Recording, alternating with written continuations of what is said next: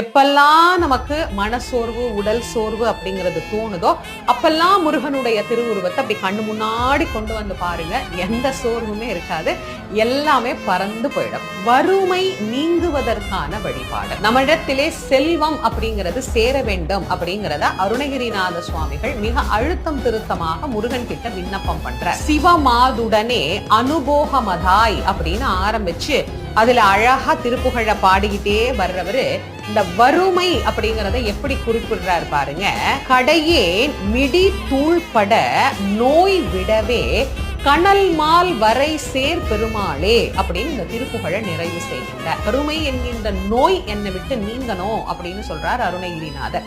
அப்போ முருகன் என்ன பண்ணுவாரு?